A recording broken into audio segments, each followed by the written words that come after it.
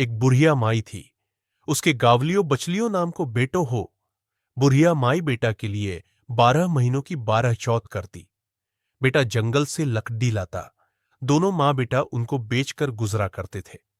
बुढ़िया माई रोजाना लकड़ियों में से 2 लकड़ी अलग रख लेती और चौथ के दिन बेटा से छुपकर बेचकर सामान लेकर आती। फिर 5 चूरमा के पिंड बनाती। एक बेटा ने खिलाती, एक आप खाती, एक चौथ माता के छड़ाती, वो 2 बांट देती। एक चौथ के दिन बेटा अपनी पड्ढोसन के घर गया। उसने चूरमा के लड्डू बना रखे थे, तो उसने पूछा कि आज क्या है? सो थे चूरमा बनाया है। पड्ढोसन बोली कि मैंने तो आज ही बनाया है। तेरी माँ तो हर चौथ के दिन बनावे है। तुमको आज दिया था क्या? बेटा बोला दिया तो था। पड्डोसन बोली कि तुम लकड़ियां लेकर आते हो, जिसमें से तेरी माँ छुपाकर बेचकर चूरमा बनावे है। बेटा माँ के पास गया, बोला कि मैं तो इतनी मेहनत से लकड़ियां लेकर आता हूं, तुम चूरमा करके खाती हो।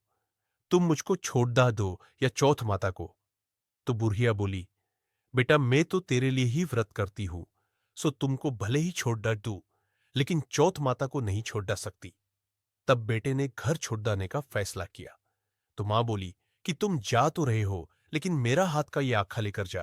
तेरे ऊपर जो भी संकट आएगा, चौथ माता के नाम पर इन्हें पुआर देना, संकट दूर हो जाएगा। बेटा ने सोचा कि है तो झूठी बात, लेकिन बात रखने के लिए ले लेवा। घर से चला थोड़ी दूर गया होगा और देखता है कि खून की नदी बह रही है। किधर से भी रास्ता नहीं था। तब उसने मां के दिए आंखा पुआर के बोला कि हे चौथ माता, अगर ये नदी सूख कर रास्ता हो जाए तो तुम सच्ची हो। इतने में ही नदी सूखकर रास्ता हो जाता है। थोड़ा आगे तब आंखा चलने पर पुआर तो कर रात बोला होने कि लगी और हे चौथ सुनसान माता, मने जंगल आ रास्ता गया। मिल जावे, नहीं तो ये जानवर मुझे खा जाएंगे। इतने में ही रास्ता मिल गया। आगे एक राजा की नगरी में गया। राजा हर महीने एक आदमी की बलि देता था। वह एक बुढ़िया के घर में गया तो देखता है कि बुढ़िया माई रोटी बनाते हुए रो रही थी। तब उसने पूछा कि माई तुम रो क्यों रही हो? बुढ़िया बोली कि मेरे एक ही बेटा है और आज वो राजा की बलि चढ़ जाएगा। मैं ये रोटी उसके लिए बना रही हूं। वो बोला कि माई ये रोटी मुझे खिला दो, मैं तेरे बेटे के बदले चला जाऊंगा। माई बोली रोटी खिला दूंगी, लेकिन तुझे कैसे भेज दूं? उसने उसे रोटी खिला दी। रात में सोते समय बोला कि राजा का बुलावा आए तो मेरे को जगा देना। आधी रात को बुलावा आया। बुढ़िया माई सोचने लगी कि पराये पूत ने कैसे बलि चढ़ा दूं, पर इतने में ही वह जग गया और जाने लगा और बुढ़िया माई से बोला कि मेरी पोटली और लाठी रखी है। बुढ़िया माई सोची कि आज तक ही कोई वापस नहीं आया, ये कैसे आएगा? राजा का आदमी उसे साथ लेकर चला गया। वहां पर उसे कच्चे गड्ढे पकने वाले कुंड आवा में चुन दिया। जब वो चुना जा रहा था तो उसने आंखा पुआर कर कहा कि हे चौथ माता, 2 संकट टाल दिए, ये भी तुम ही टालो। इतने में आवा पककर तैयार हो गया। 2-3 दिन बाद आवा के पास बच्चे खेल रहे थे। बच्चों ने खेल खेल में आवा पर कंकरी मारी तो उसमें से आवाज आई। बच्चों ने राजा के आदमियों के पास जाकर कहा कि आवा पक गया। राजा के आदमियों ने सोचा कि 6 महीने में पकने वाले आवा इतनी जल्दी कैसे पक गया। उन्होंने ये बात को बताई। राजा ने जाकर देखा तो सारे बर्तन सोना चांदी के कलश हो गए। वे बर्तन उतारने लगे तो अंदर से आवाज आई कि धीरे धीरे उतारना, अंदर मानस है। राजा ने सोचा कि इसमें से पहले तो कभी कोई ऐसी आवाज नहीं आई। राजा ने पूछा कि कौन हो तुम?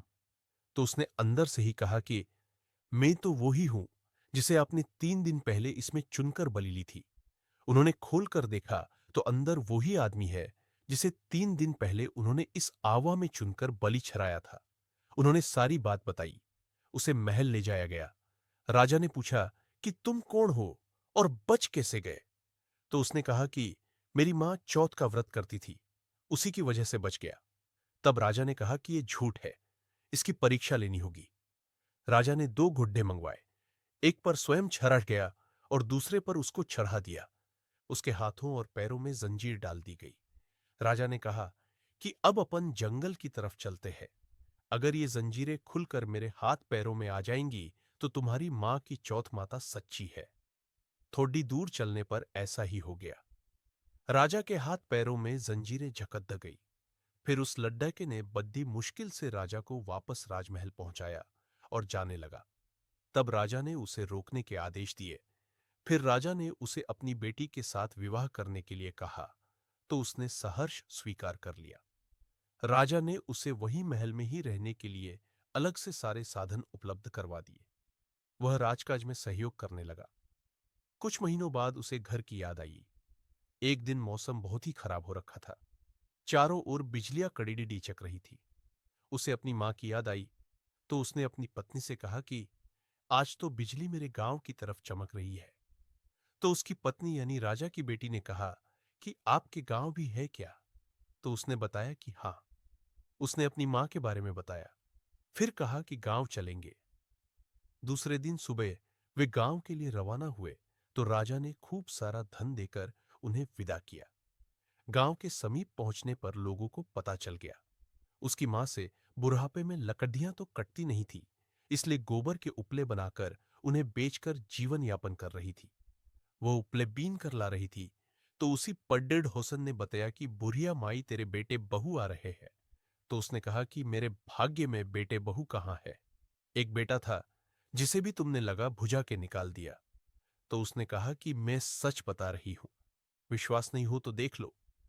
बुढ़िया ने छत पर जाकर देखा, तो सच में गांव की तरफ एक लश्कर आ रहा था। घर आकर बेटे बहू ने पांव छुए। बेटे ने कहा कि मां, तेरी चौथ माता के प्रभाव से मैं आज जिंदा हूं। उसी दिन उसने पूरे गांव में हरकारा करवा दिया कि कल मेरे घर पर सामूहिक भोजन है। दूसरे दिन सबको भोजन करने के बाद खूब सारे उपहार देकर कहा चौथ का व्रत करे।